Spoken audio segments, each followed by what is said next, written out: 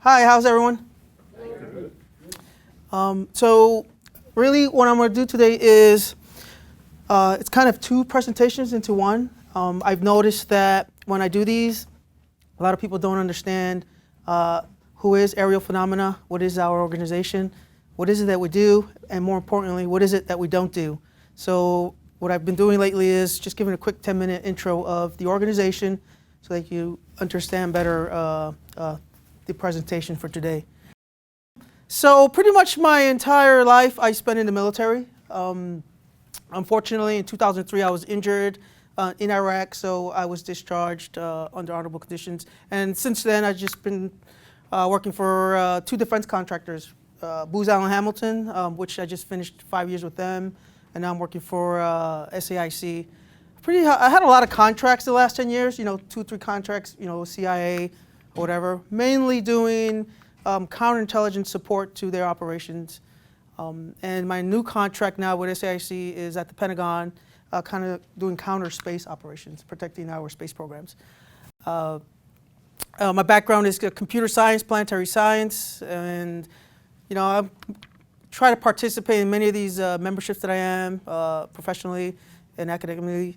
Recently, what I did was my wife and I, we kind of developed this organization called the Center for Planetary Science, and that is to try to encourage kids, whether it's high school or college or elementary, to embrace the sciences, astrophysics, astronomy, so we can shape the future space explorers for the next generation. So that's been going on for about 4 months now, and it's been kind of keeping us busy as well.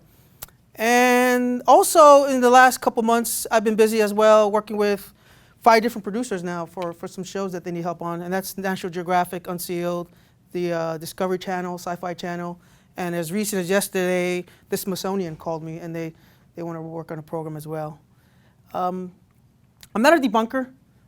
If you read my book, if you look at the investigations, how we approach them, I get a lot of feedback. Oh, you're a debunker, you don't believe in anything. That's not true, because we do have cases that we have closed as unresolved and unidentified. So for the most part, I've been called a skeptic. I don't know if that's correct. I'm more of a fact finder. I like to use the quote, I'm not looking for stories. I'm not here to believe you. I'm here to look for fact. And that's what I've been doing for the last 3 years. So that's just a quick background in a nutshell. So how did it all start? Why am I here? And why do I love this topic? Really, as I was transitioning out of the Army, and I was in grad school studying planetary science, I was always interested in UFOs. Not necessarily, flying saucers and things like that, but the search for extraterrestrial life. Is there life out there in the universe? And maybe the second question, have they visited Earth, or are they still visiting Earth? Whole different subject. And towards my senior year in grad school, I said to myself, what, I can probably converge my 2 experiences. What I've learned as a special agent, as a federal investigator, fact-finding, an investigative process, trying to come to a conclusion so I can provide it to the attorney generals or whatever for a prosecution, with what I've learned in grad school, astrobiology, astrophysics, planetary science, those things. And I decided to kind of put them together and kind of not necessarily be the Sherlock Holmes of ufology, but kind of approach the subject that way. So it's just putting my skills as a federal agent with what I learned in grad school and try to observe the phenomena and not just necessarily see it and listen to it. So about 3 years ago now, I asked myself a question: what is a UFO? And really, if you just look it up, it's something that's unidentified, an object that is unidentified. We don't know what it is. And what I really learned in the last 2 years, as I was going to, researching my book, I was going to different conferences, I was going to different meetings, tons of expos, you name it, around the Washington, D.C. area, all the way through Phoenix.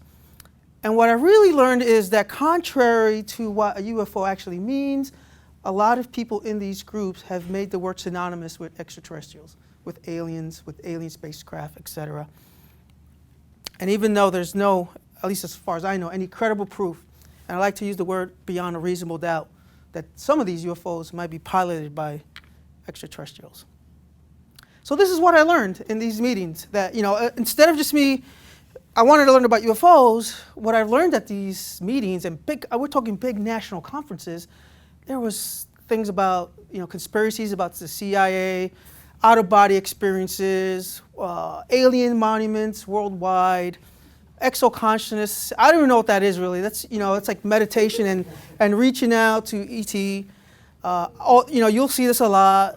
Top secret meetings with aliens, government conspiracies. Of course, you know, reverse engineering of crash spacecraft, disclosure petitions. You will tell us, Obama. So I put it all together and kind of came up with this word, the black helicopter syndrome. The government knows. They're hiding everything. Antonio, you're a moron. You have no idea what you're talking about. I know there's stuff at the Pentagon hiding. But the point is that 50, 60, 70 years ago, ufology was a serious topic. It was investigated by scientists, the academia, the government, you know, Operation Blue Book and things like that. So a while back, it was a topic that it was actually not frowned upon. People actually investigated this stuff. And there's your government topic. So even recently, you know, they had the big conference in Washington, D.C. called the Disclosure Program, and the media just made it into a disaster. They made fun of them. But it's not the media's fault. When you dress up like this, you know, at a conference, this is what you're going to get. You know, people, you'll get the giggle factor. And unfortunately, that's what ufology has become in a nutshell. So lessons learned. No matter what I talk about, no matter what I do, you know, whether I talk to a 2-year-old kid, what does UFO mean? Or even as recent as last month, I went to university up in Baltimore and asked the students, what is UFO? It's all now synonymous with extraterrestrials.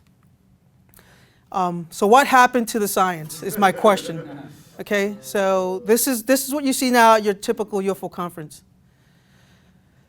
Okay, so doing my research, this is my personal opinion, and this is why ufology now has become such a giggle factor. And I call that a convergence of events in the last 30, 40 years, you know, when MTV started. That's obviously, you know, thousands of reports of misidentified, you know, R&D, classified technologies or whatever, like this one. Hollywood in the media, of course, has a huge impact. You know, all these sci-fi movies, alien movies, you name it. Folklore and rumors, we'll talk about that a little bit today on my investigation. Going back to conspiracies and hoaxes, and kind of, you know, UFOs kind of began in the late 40s, kind of the start of the Cold War. My belief is that Blue Book, CIA, all those guys investigated UFOs because they honestly thought it was a Russian threat. It was the Soviets that were flying these things around. And that's the main reason why they started investigating the phenomena. Anyway, you put all these together, and that's what happened. You know, UFOs became synonymous now with extraterrestrials and ET.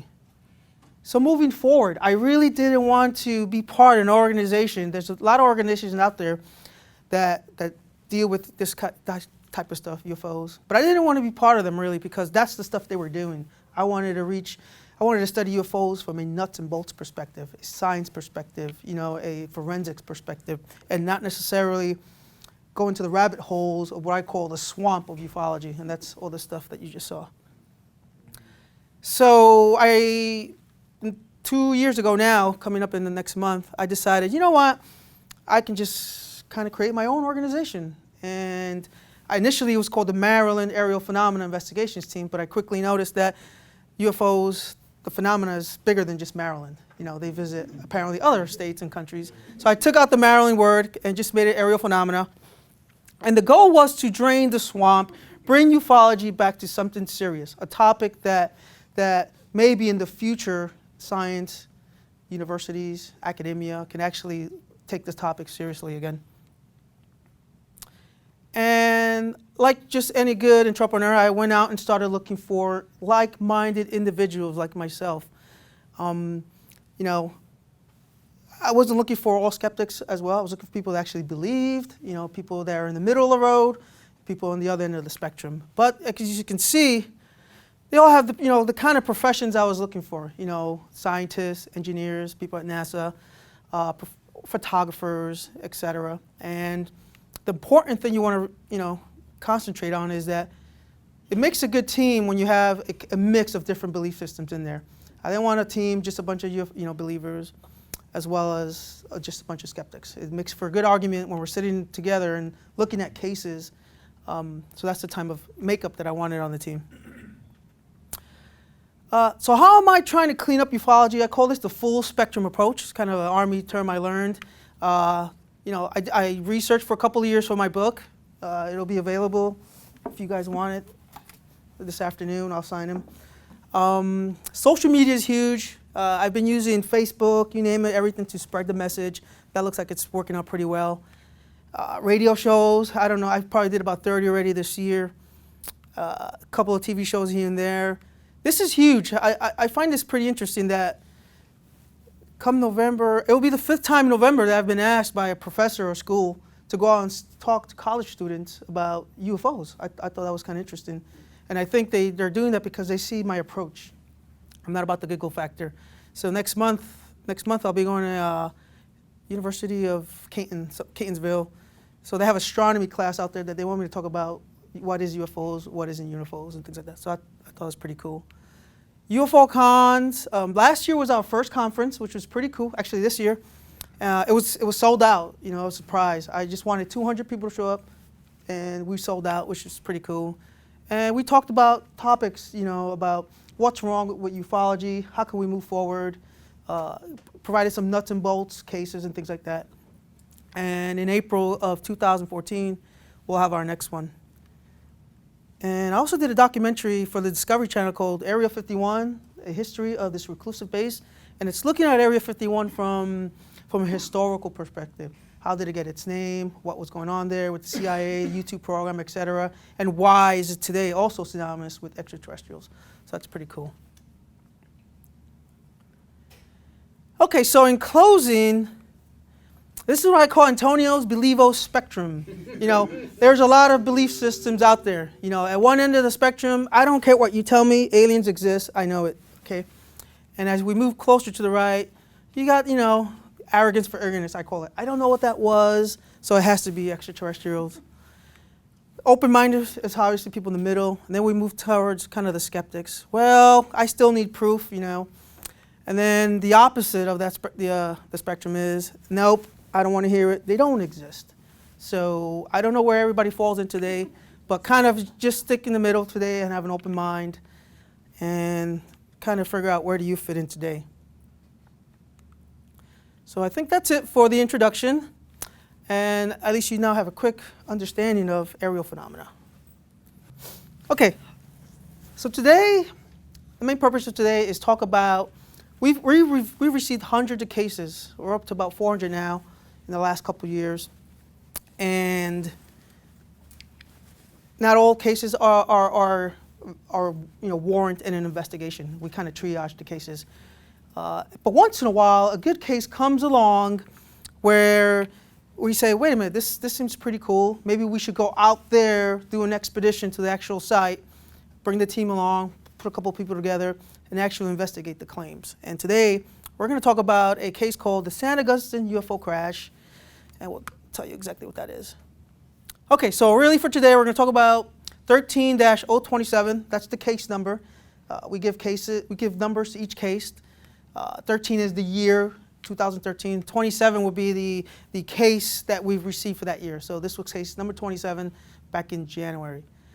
We're going to talk about also the decision-making process. You know, what is that we talk about, you know, so that if the case is warranted in investigation. You know, we don't just say, oh, wow, this is cool, let's pack up our bags and spend thousands of dollars for, you know, waste of money. I'll give you a synopsis of the process, researching and planning the expedition, some of the tradecraft that we used at the crash site, and then we put all that together and we have the investigative results. So this is just going to be a background. You can go on the internet and find this case. dozens and dozens of organizations have attempted to solve this case. So back in March, Chuck Wade, and the names up here, just let you know the witnesses have agreed for me to release the names, okay? For the most part, I always keep the names confidential, and once in a while, they'll say, yeah, no problem, you can use my name. So Chuck Wade out in New Mexico, he contacted me, heard about our organization, and said, hey, Antonio, I've got something.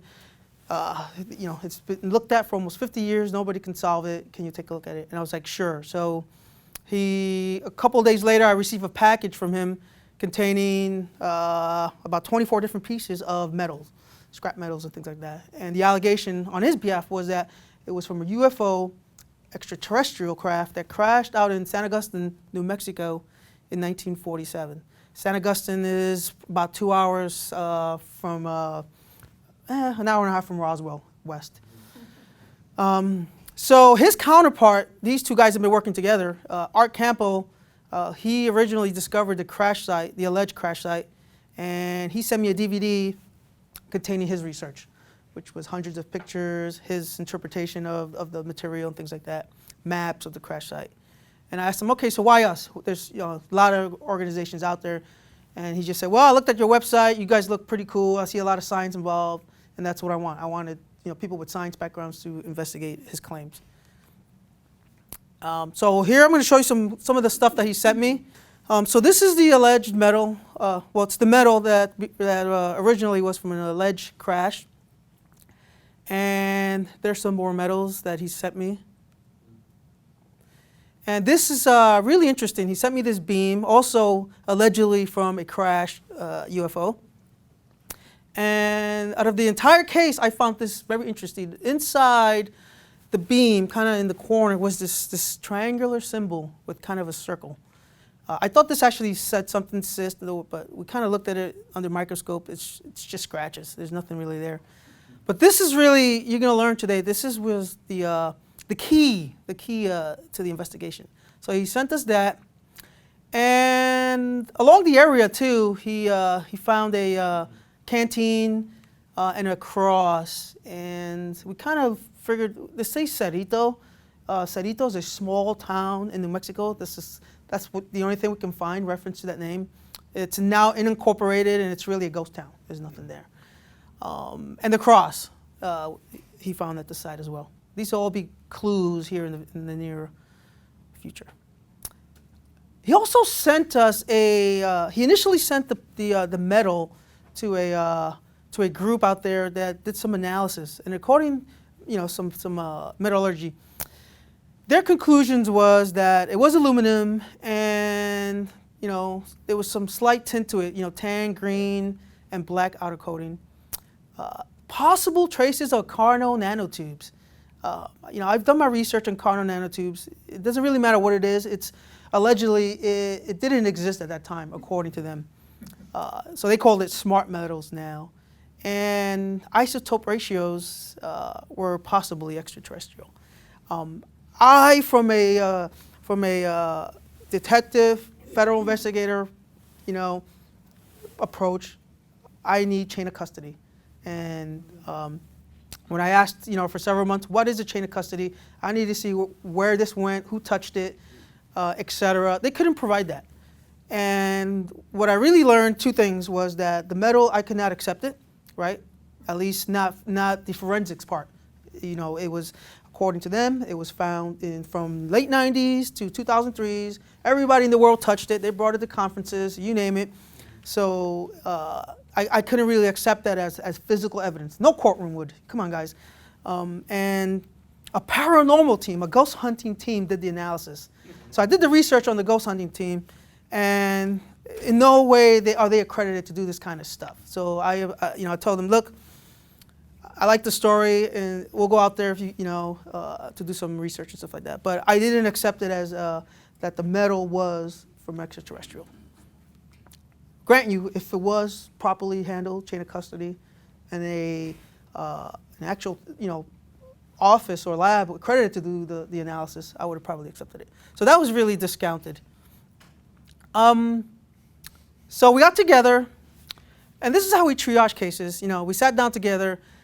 Is there more than one witness? In this case, yes. Was there physical evidence? Yes, that DVDs, you name it, etc. It didn't occur recently, but we were willing to kind of like say, okay, that's not a big deal. We still have living witnesses, etc.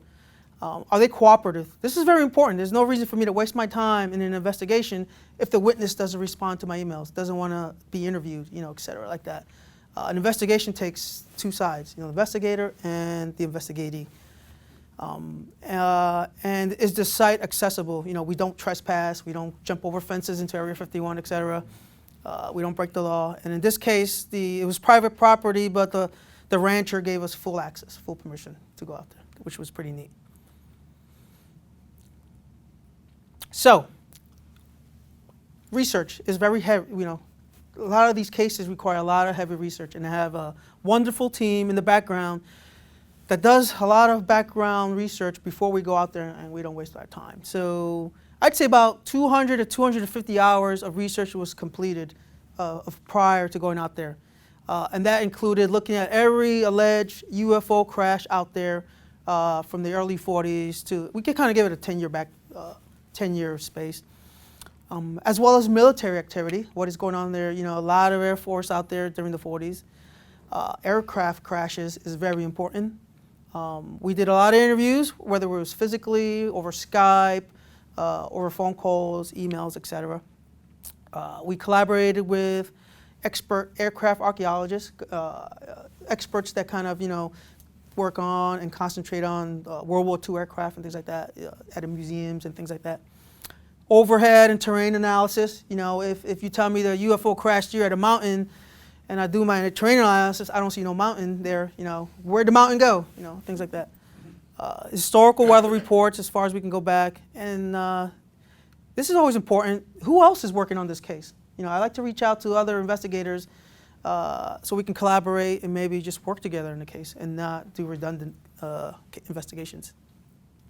Okay, so what did we learn? I don't know why that's blinking. That's weird.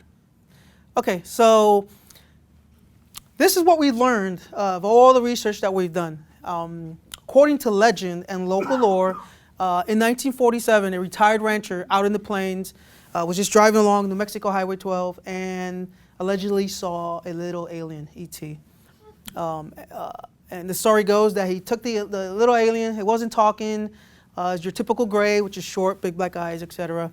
Brought it in the car, wasn't talking at all, thought it might have been injured, went home with the little alien, and it just kind of sat there all night. When he woke up, it was gone, it was disappeared.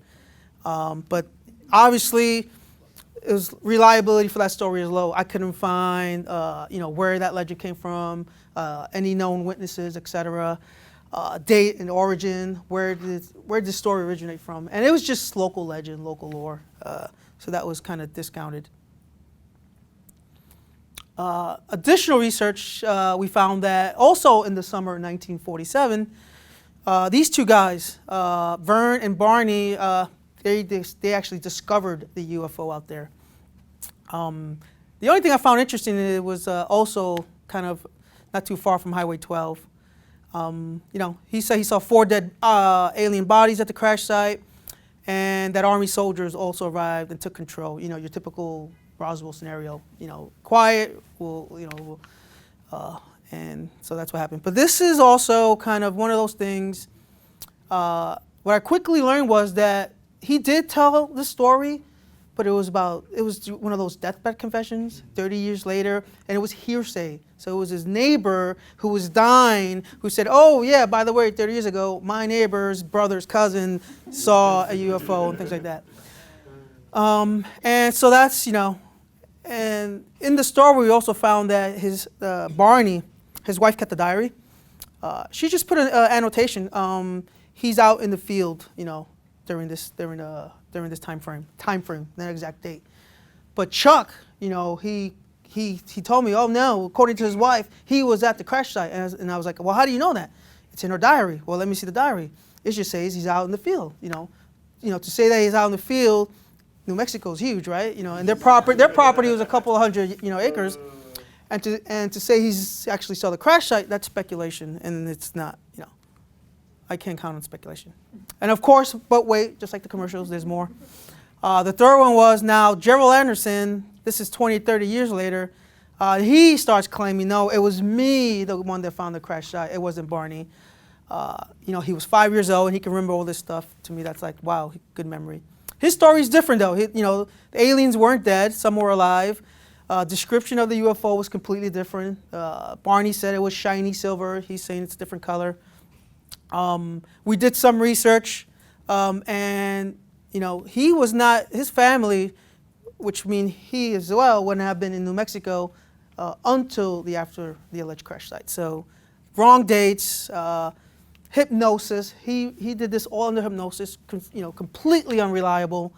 So this was also, you know, very low reliability. I take hypnosis with a grain of salt. You know, wrong dates, etc. So that was discounted.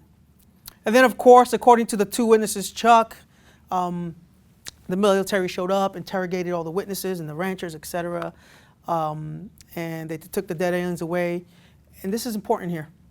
And allegedly, a bunch of dump trucks showed up in the next couple of days and just dumped tons and tons and tons of metallic trash.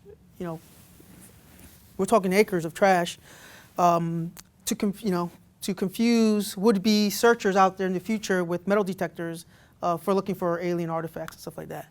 So that was their story. And we'll get back to that in a minute. Okay, so decision making. We're sitting around, Paul and I, Paul's my deputy, a couple of us sitting around. Do we go out there and you know, investigate this case? You know, and I said, okay, let's go do it. You know, 2 or 3 times a year, we like to go stretch our legs. We have some funding available. We wanted to test new equipment as well. And we decided to go out there and investigate the claims. But, of course, I'm an Army officer. I don't like to go out there willy-nilly. And so I always do a plan of, you know, here it is. This is an actual copy of the plan. You guys want to pass it around. And I'm very meticulous on planning expeditions. You know, obviously, I always keep the plan kind of within the organization, because I've learned that if you start tweeting or posting, oh, we're going out to this investigation, people start showing up, try to trespass. If it's a night investigation, people out there with flashlights ruining our investigation. So I always kind of give it a code name and keep this internally. So here's some terrain analysis that we do. I always look at the weather for that week we're there. So you know, we don't want to go out there and it's thunderstorms and tornadoes, etc.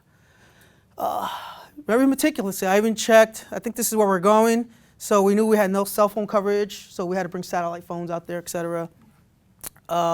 We signed up for rescue just in case, you know. So just like a, you know, military officer does, you know, plans from A to the worst case scenario when we go out there for a week. So of course that was pretty cool. So prior to going out to New Mexico, we do a couple of final interviews with the witnesses. Okay, we're going out there. Yes or no? We're going to buy plane tickets. Let me know. We conduct virtual recons of the area. What's private property? Where is it that we can go? Where is it that we can't go? You know, so we don't trespass, etc. Inventory is, you know, let me go back. There's no use of going out there and half the equipment doesn't work. So, you know, we have to check all the equipment, all the batteries, etc. And then obviously follow the plan. Why is it doing that? Okay, so now we're going to go, this is what I learned in the military, go from macro to micro when you talk about plan of operations. So this is actually a Google Earth snapshot of where we're supposed to be going. And the crash site's around, kind of go over here. And as we get closer, wow, can you see that? No. Anyway, that's the desert. Let's look at the other ones. So this is according to the two witnesses. The UFO crashed here. By the way, this is all going to be available, you know, if you want it on PowerPoint. You guys can look at this later on. I'll just email it to you. So allegedly it crashed here, kind of skidded down along here, and this is kind of a little hilltop, and it stopped at the hilltop. And that's according to the two witnesses and the legends, etc. So we have an SOP. We're not just going to jump in our cars, jump out there and start running around like it's a circus. You know, first thing we do is we show up, kind of what we would kind of approach like a crime scene. assess the situation, don't contaminate the area, don't start walking everywhere. We did tape off the areas that we were going to search with basic caution yellow tape. Map orientation, things like that. Is this a spot where it actually crashed? Which directions did it come in, etc. And I'm going to show you all these slides in the future, but things that we do at the site is photo forensics of the site. Before we touch anything, we take a snapshot in time of what it looked like before we moved anything, before we started digging, etc. That's always important. You want to define SOP for those that might not. Standard operating procedure. It's a plan. It's what it is. Grid setups, and I'll show you what a grid setup is. We do electronic, magnetic, and radiation detection surveys. We have all those gadgets to go out and see if there's anything unusual. Metal detection. If we find any evidence, we'll collect it. We'll do chain of custody, etc. And then we'll do a final interview. And on this occasion, we also did a reenactment of what actually happened. All right, so we're just going to go to photo forensics. That's Paul Carr. I believe he's one of your guys, too. He's a friend of mine. He's a friend of yours. Paul Carr is my deputy director. He's a NASA spacecraft engineer. You know which company, or I forgot what company. Anyway, smart guy. So he went out there with me. A couple other guys went out, and he did the photo forensics. So this is us before. This is facing north out in New Mexico. This is facing south. This is where allegedly the spacecraft made its final destination and kind of landed there. Facing east, this is kind of like a dirt road. This is that hill that I told you. So there it is. And So those were the UFO skid marks. those were the UFO skid marks. Yeah. What was the scale of that picture, the width of that track? You said it was a dirt road. I mean, I assume that's about the width of a vehicle then.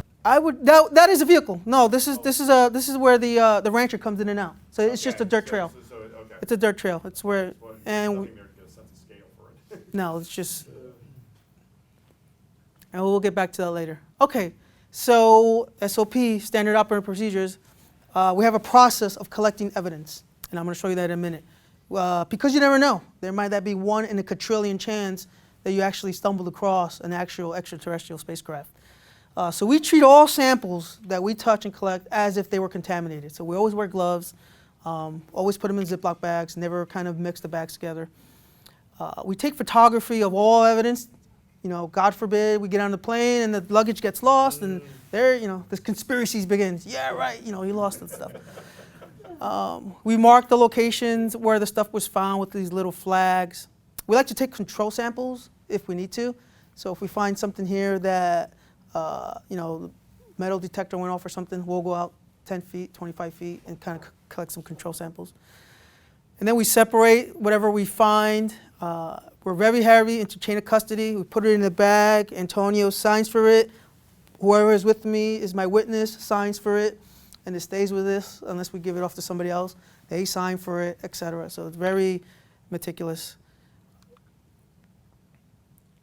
Okay, so we did 3 digs where the crash allegedly first touched down. So it kind of went, according to a legend, it hit the earth, skidded, kind of slid here in the middle, and then made its final resting stop right here at the hilltop. So this is a grid setup, and what we do is we find the location that we want to start digging, and the black stuff here is actually rope. We'll use rope. We'll take a compass heading to make sure it's straight. We'll put a rope out with a stake and then kind of do like a checkerboard box here. So the black is rope, and this is probably we do about 20 of these. So it's a long week. So this one here is about 50 feet. So it's about 50 feet by 50 feet, and we just keep doing those as we go along the crash site. And inside each of these little squares is another little square, and I'll tell you why that's important. So as we do our, first thing I do is a visual inspection. So I walk the grid, that's what it's called. That's the blue line. I'm just walking and looking for anything unusual, stuff like that. And then I do metal detection. I do the same exact thing, very repetitive and meticulously, and we just use 3 different metal detectors. So there's 3 of us behind there. EMF detector, that's the electronic magnetic detector, and it's a little device that kind of detects any magnetic anomalies and things like that. The story is that in some cases UFOs have landed, took off, and there was magnetic disturbances, according to some reports. So that's why we bring that along. And then a Geiger counter for radiation detection. So we walk the grid, and let's say this is number 6. Let's say we detected something there. We'll start over again in the grid. So we'll break down the grid. So let's say we found something in this corner here. We will label that as 6 alpha. And that way we know when we have the little Ziplocs, evidence was found in 6 alpha. And then your normal kind of, here's the case number, the date, and then 6 alpha. So you really get tired of this after doing it about 30 or 40 times. It's 100 degrees, out in the desert. The next town is 40 miles away, no cell phone coverage. So you're like, oh, aliens, come on. So here's what we actually did. There's my visual inspection. There's the green book. You guys got it over here. So same book that's here as that one. And I'm walking around looking for unusual stuff and things like that. And there's us setting up the grid. So there's your line and there's your stakes. It's very time consuming, but it's in other words fun. There's kind of us building it right there. So there's one line there. So it's kind of like a checkerboard, and it goes away about 50 feet this way. And then we start our metal detection survey. So there's one team there with metal detector, and there's Paul Carr, another metal detector. If we find something, or if the metal detector goes off, we won't, rush to bury it. To dig. We'll come back for it later. So we just put a little marker there, some markers there, and then we'll come back later. So we kind of want to finish the grid first, and then we'll come back to wherever the marker is. Yes, sir. Don't you make a preliminary analysis? Before you do all this is a lot of work. Don't you make a preliminary analysis as to whether you might be dealing with paranoid schizophrenic or whether just he's a liar? We did that initially, and we found him credible. We found the witness. He believes the story. I can't tell the difference between a liar.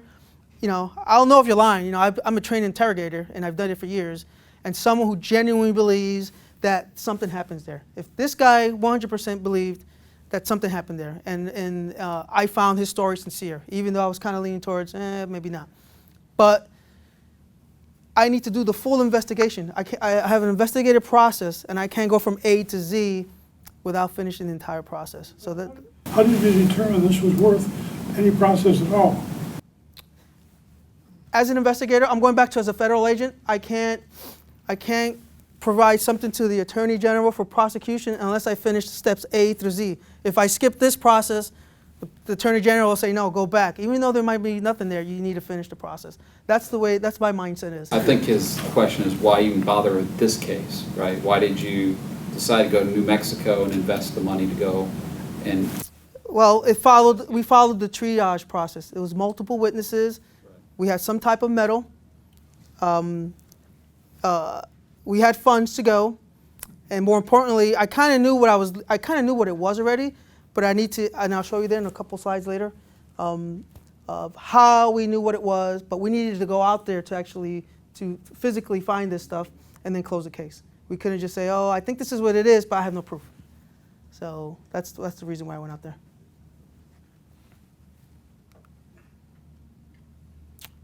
Okay, so back to this. If we find, a metal detection hit, we'll go out and do some digging.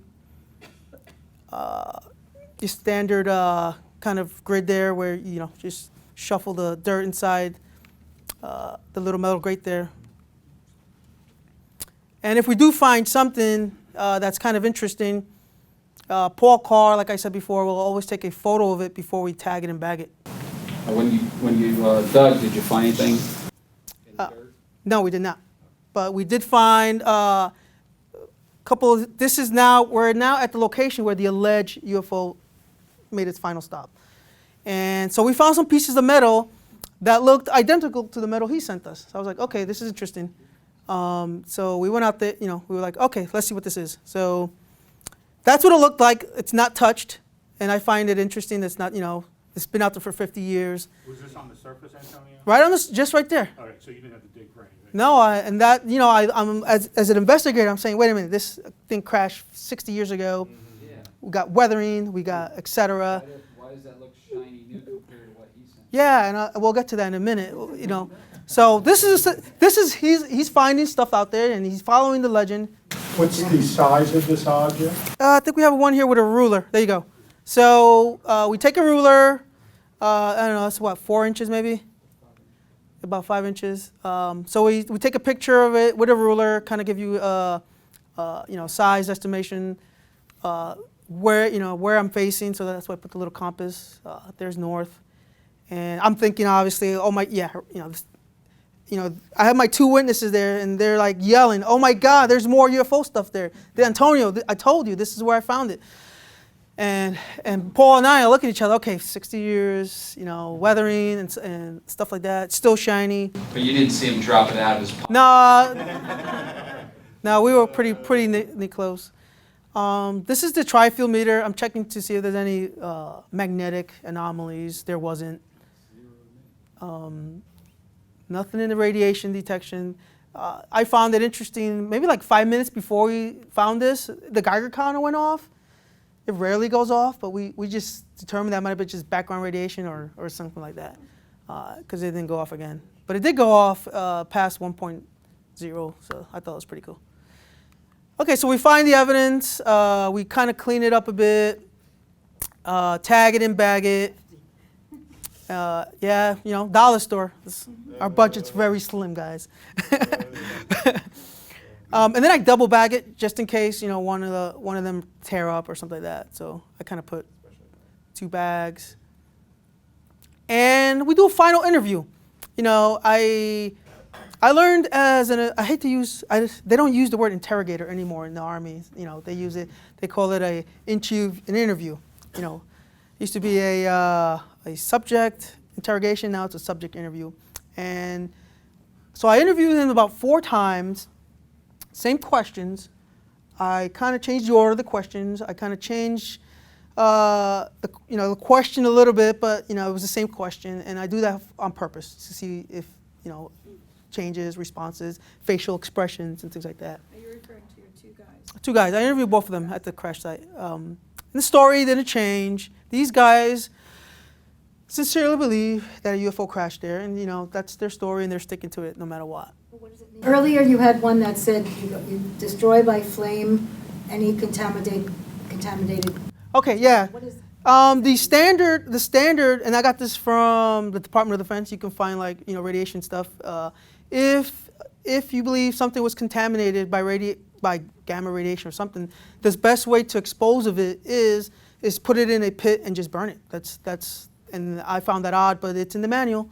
And I tell my guys, in the 1 quadrillion chance that you do find something and you can't take it home, or you know, just burn it. That's the standard procedure. You know, believe it or not. This is gonna get back to you now, and as I already kind of knew what I was leaning towards, my conclusion of what it was, and I kind of thought, you know, while we're doing our research back and forth, I knew planes have crashed there, and but I needed to go out there. You know, that's what an investigator does: go out there and put it all together. And I tell my investigators, you can't do an investigation from your couch, you know, and on the internet looking at YouTube videos. So during our research, we found 17 planes have crashed kind of in the general area from the years that we checked, 44 to 54. And so I checked with the Air Force, and a plane had crashed in the very same general area where the alleged UFO had crashed in Horse Springs, New Mexico. A couple of years earlier, in 1944, but it's not a big deal. You know, when you're talking 50, 60 years later, a couple of years doesn't make a big difference, especially people's mind, you know, age and things like that. So I was leaning towards aircraft had crashed there. Maybe that piece of beam was part of the aircraft, and maybe the piece of those materials were part of the aircraft as well.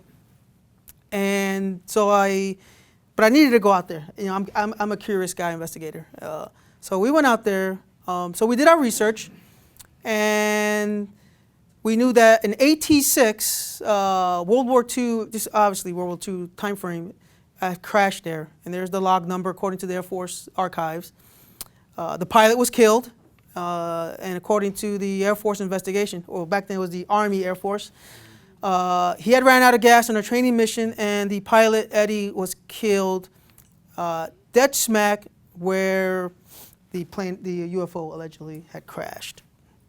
There's like, you know, I was going to museums and things like that, looking for that piece of metal, you know, that exact beam, and I couldn't really find it. And I contacted this guy, Trez, a friend of mine out of Arizona, and he said, Antonio, I think that's an aircraft. Why don't you contact DTIC? That's the Defense Technical Information Center, and they keep all the DoD manuals from when they were first printed till now. It's like a big archive of military manuals. And so I took his suggestion. You know, I kind of already said, all right, it's an aircraft, but I needed proof. So we contacted DTIC, and about 3 weeks later, they sent me a PDF of this, and that's the manual for the T-6 for that same time era, 1940s. And I went through every single page, and I found, kind of towards the end, this piece of metal here that was kind of looked like that one. And I was starting to lean towards, okay, I think I found the culprit. I'm not 100% yet. And I showed this to Trey, and he was like, he was 100%. So this guy's an expert. He was 100% it was an aircraft. But I wasn't really satisfied yet. I was about 80% there. And so now I wanted to lean towards the symbol. And once again, Trey didn't know what this was. He thought he called it a engraver's mark. And he goes, a lot of old school aircrafts will have what they call engraver's marks, so you know, it's kind of like putting a puzzle together. You know what goes with what. He goes, that might be an engraver's mark to indicate the assembler what's supposed to go there, or in the general area. So I did some research and went back to DTIC again, and they sent me the aircraft assembler's manual, the actual company that made it. And we kind of said, okay, so we felt 100% sure that the marker's mark was just a location where you knew that an NA-464 bolt belonged. And so we all got together, aircraft archaeologists got together, and a buddy of mine by the name of Robert up in Ohio, Dayton, Ohio, where they have the Air Force Museum. So we all came together and said, yep, that's an aircraft. There's no doubt about it. That's an aircraft, part of it. That beam's part of an aircraft. So we're pretty certain that at this point, an aircraft from World War II had crashed there, vice a UFO. And I went a little further. I went out to Ancestry.com, Air Force Archives. I found his photo. I found the grave. I found his obituary, which said he was killed in Horse Springs while training out there. So his grave was in Indiana and things like that. I'm actually going out there for Christmas, and I kind of just want to visit his grave out of respect. My wife's family's up there, so out of respect, I kind of just want to go out there and say, hey, buddy, stuff like that. So, okay, so now our final clue. Now, this is all the trash. Remember I told you that allegedly, the witness is saying, yes, the Army showed up. Look at all this trash. They put it out here on purpose, and and it was to cover up the UFO and things like that. So we did the analysis of the trash too. I don't know how many pieces we picked up, but it all came to the conclusion that all of it was post-1962, 20 years after the crash. And there's a website on beer cans. So I checked the website, and this guy has like thousands of different beer cans, and I sent him an email. He goes, Antonio, pull tabs were not invented until after 1962. So this and we kind of looked at all the trash, and we're like, yeah, this is kind of post, it's like 20 years later. So this is the third clue that really we found that. So the aliens weren't drinking Bud. Yeah, they were Bud. Okay, so I have a decision matrix, and I kind of put them together and kind of, give it a numbering system, really. So you know, are there corroborating reports for the UFO? No, they're all different. They're all legends, etc. But for the aircraft, we have official reports. You know, we have there's newspaper clippings now on that crash. You can find it. We have the official reports. None of the stories were credible. I believe the government. Especially the archives. I didn't find any physical proof of a extraterrestrial craft, but I did find proof that metal, that beam, and that symbol was from a T6. And we just go all the way down. I give it the probabilities, -2, 4. So I really believe, and I think for the most part, most of the UFO community saw this, and they said, great job, case closed. Sir? I'm just curious, how many teams of persons visited that site before you? Actually, 3. The rancher is very reclusive, and from what I understand, the only 3 teams that have been out there is Chuck and Art, their little UFO team, and for 20 years, 94 tonight, for 19 years, those 2 guys have been going back and forth like on a weekend basis. This is their dream. They want to find ET. The second team that went out there was from the show UFO Hunters. They went out there. If you look at the episode on this case, they didn't give any opinion. They might have found some strange stuff, but they didn't lean towards it was extraterrestrial. And then just my team went out there. So really, the community is really, this got published, a lot of UFO journals and magazines or whatever, and they kind of said, oh, okay, we've closed the books on the 1947 crash. They liked the investigation. My personal belief is it's really what happened there is a convergence of fact and folklore, and then the legend popped up that a UFO crashed there. Now, all I can tell you is that the beam that is allegedly from a UFO is not a UFO. It's from an aircraft. The site that we went to is where an aircraft crashed. We've got the documentation and etc. So I can tell you that, listen, an aircraft crashed here in 1944, okay? That does not mean that maybe a UFO crashed in the general area somewhere else. And who knows, maybe 5, 10 years or next week, oh, Antonio, you were at the wrong spot. Here's where the UFO crashed. But I've yet to find that. And I personally believe, as an investigator, as a scientist, that really this is all it was. It's an aircraft that crashed there. You see the evidence for yourself. 50 years later, there's just not going to be any pieces of metal just hanging out there. It's just not going to happen. So that's my conclusion. Yes, sir. Did you interview any of your guys' neighbors? Ask about what he's like? Yeah, we went around. This is people. It's people. The people that we interview out there along the road, Highway 12, between Daytil and Daytil's a closer town. The crash site is 26 miles away. This is literally nowhere, and there was maybe only 4 or 5 houses along that way. We interviewed those people. They're long gone. They're dead. But a couple of uncles and things like that knew the story. Talked about this, what they knew the story. That allegedly, UFO crashed in the area. But what I found interesting was one guy knew also about an aircraft that crashed there years ago, and you can find it on the internet as well. But there's look, this is Daytil up here. This is the crash site. There's nothing. This is from here to here is almost 30 miles. And there's just nothing out here. There's not many witnesses out here, and even if they're long gone. This is 1944, 47. Would there be more pieces of the aircraft that crashed? What happened to the rest of it? Yeah, well, I should have put that in there. So according to the report, the Air Force did show up. They picked up the stuff.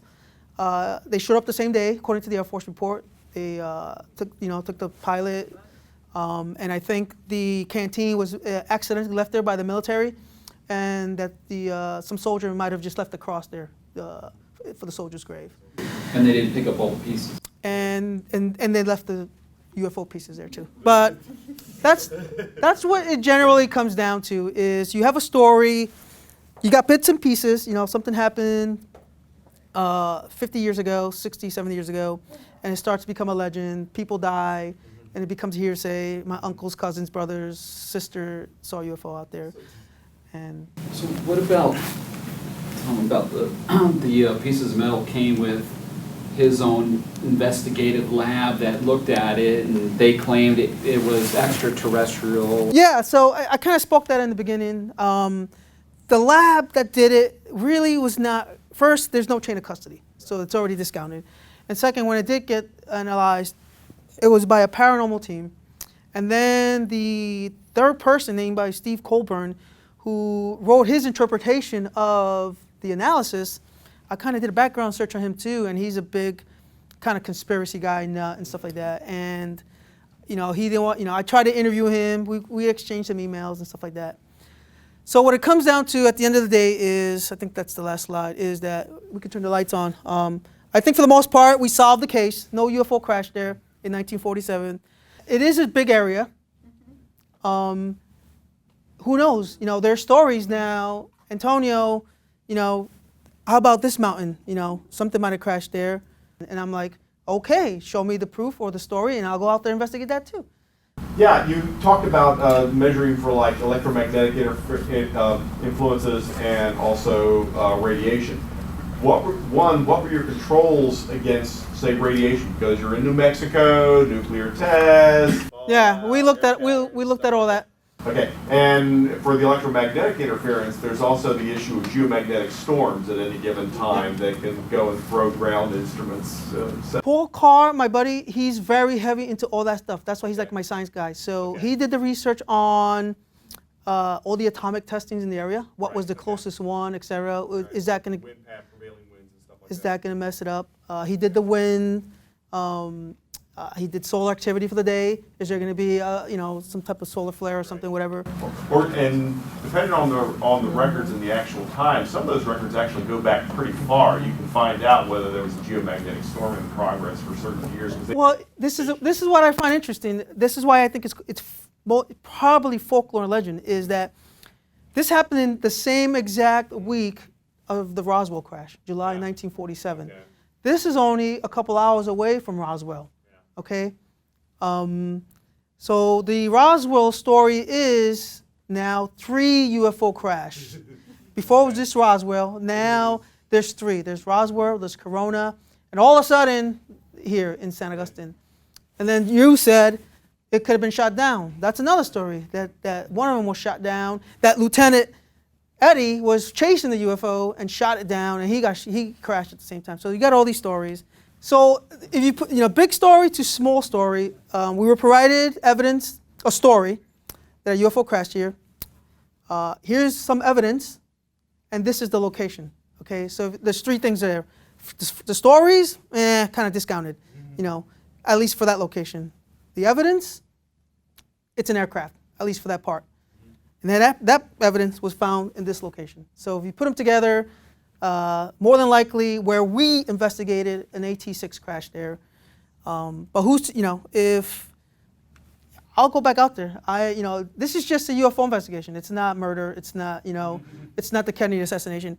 If somebody comes back to me, Antonio, it was 10 miles this way. You were in the wrong location, and here's more evidence. Then I might reopen it, different case. But yes, sir, in the back. On that shiny piece of metal that you found, Yeah, I got it right here if you want to see it.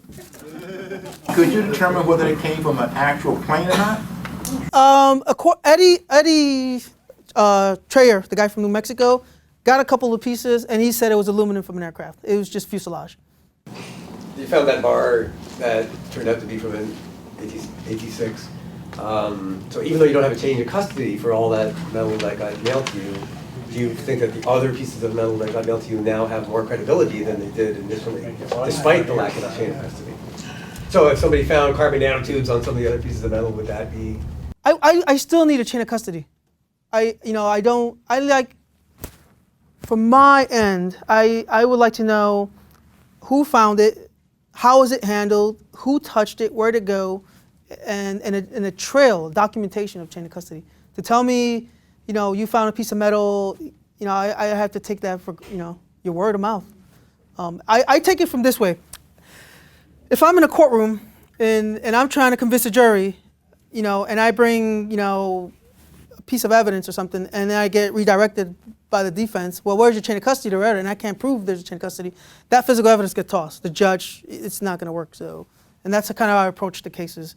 But it does seem if you take that attitude, then that bar with the little symbol on there is also not good evidence. But we found the Air Force reports collaborated that something crashed it because of their GPS coordinates and the actual locations. But it seems like that bar with the symbol really nails the case. Yeah. And yet, you're trying to say But this is that proffered by the people who were claiming with an extraterrestrial claim. Yeah. And so you can use it to debunk, or Okay. well, to respond to their claim, Yeah. the identity of, or the identification of that. Yeah. Yeah. So. So, would you- Oh, sorry. would you- so if you were to have that metal tested in some laboratory that you trusted was certified, by whoever certifies such laboratories, and they found carbon nanotubes on it, it would still be useless for you because you don't know if it was added after the fact or Right. at some point. Yeah. It would be not useful. It would not constitute proof of something. Yeah, I went out. That's the reason I went out there. You know, is if Antonio was. See, I didn't really take the one on the surface. You know, I took that with a grain of salt. But if I was actually out there and I was digging and found something that was interesting, then I'd tag it, bag it. We'll take it to a lab in Baltimore that's kind of helping us out, and we'll see what their analysis is. And that's what I was really shooting. That's why I went out there. That's why I was shooting. That that's to answer your question. I was something you had. Yeah. You knew chain of custody. Yeah, you were responsible. yeah.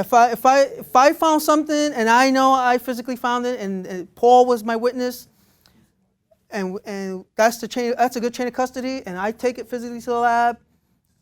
That's a little more credible for me, you know, rather than. And that's the main reason I went out there is, okay, you found something. I think it's an aircraft, but let's go check it out. It might be something. So what's in that bag? Is that what you found that was shiny on the surface, or was that what? That's not it. There's about 24 pieces. I just grabbed one randomly out of the box and brought that one. So how many actual field investigations have you done over how long a period of time? Locally, I would say, okay, from total, 30 or 40. 30 or 40. In the field? Yes, in the field. Over how long a period of time? About 3 years. But most of those are generally local. Pennsylvania, Maryland, Virginia, North Carolina, that general area, where we're like, okay, that's driving distance. That's only 3-4 hours away. If it's a different state, maybe only 3 or 4.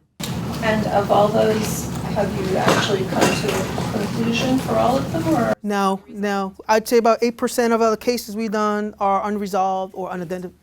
8% are unidentified, and we just don't know what it is. And how are you funded? Just donations and book sales. Yeah, so, and then whatever, for example, in 2 weeks we're going to Utah to investigate claims of something called the Skinwalker. It's a ranch out there where there's allegedly UFO activity, interdimensional portals, it's werewolves, you name it, all out there. But that's being funded by the show Unsealed. But they know my a TV show called Unsealed. And they like how we approach this case, so they want us to go out there and see what the hell that's about. I don't mean any disrespect by this question because it gets to motivation. Sure. I admire your willingness to go through all this, to do this kind of analysis, but you just made a distinction between ufology and werewolves. Tell me why I should take this any more seriously than I do werewolves. You could. I'm not here. I tell everybody, you love werewolves, that's cool. You love ghosts, that's cool. And I don't turn any of those things down. Antonio and his team are centered and focusing on UFOs. I'm not. I understand your personal interest in it. That's not really the question I'm asking. When does the statute of limitations run out on, I mean, if you go 50 or 60 years without finding anything. Oh, yeah. When do you go, okay, there's nothing? Yeah. No, that's an excellent question. My personal belief on all this is I don't think these UFOs, or maybe even 1% of these are piloted by extraterrestrials. As a planetary scientist, a guy, I look at the size of the universe, interstellar travel, all these things. I find it remotely impossible that in a civilization, whether it's at the next galaxy, travels here in these little things. They crash all the time, and are out there allegedly abducting people. That's my personal belief. But there is a phenomena. People are seeing things. So, one theory is, well, they're interdimensional, or they're using time travel, they're using portals. That could be it, I don't know. But from a mathematical perspective, to get in a spaceship and travel from A to Z for millions of years at the speed of whatever, I don't think that's what's happening. And I can't say nothing's going on either. Thousands and thousands of thousands and thousands of people are reporting things in the sky. Granted, a lot of it's man-made, natural phenomena, hoaxes, etc. But if we just take 1% of, there's probably about 50,000 reports a year, times 50 years, something's going on.